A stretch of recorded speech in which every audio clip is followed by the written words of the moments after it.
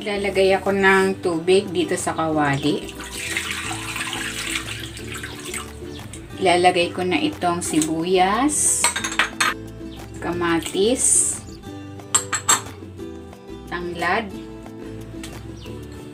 Timplahan natin ng asin at ng paminta.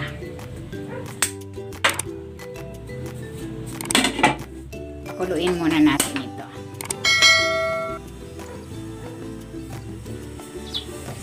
Ayan, kumukulo na.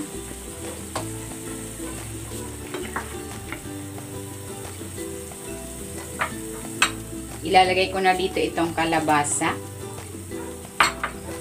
Takpan natin ulit.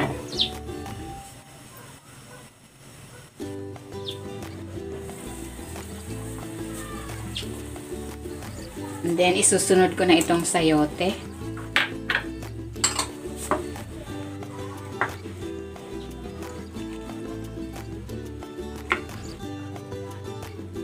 Ilalagay ko na rin itong okra. Ayan.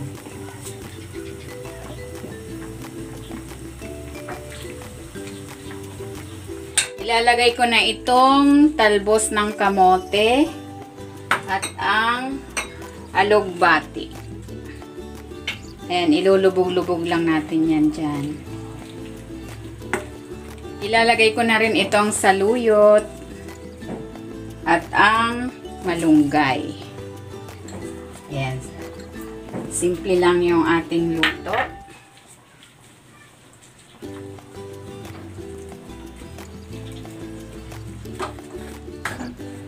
Titimplahan ko ito ng patis.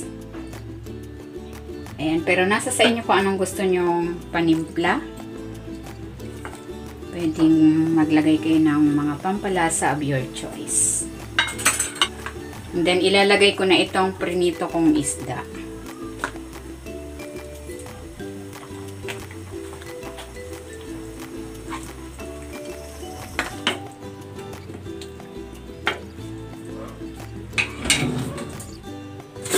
Tikman na natin.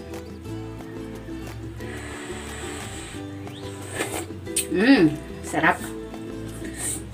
Natural ang lasa.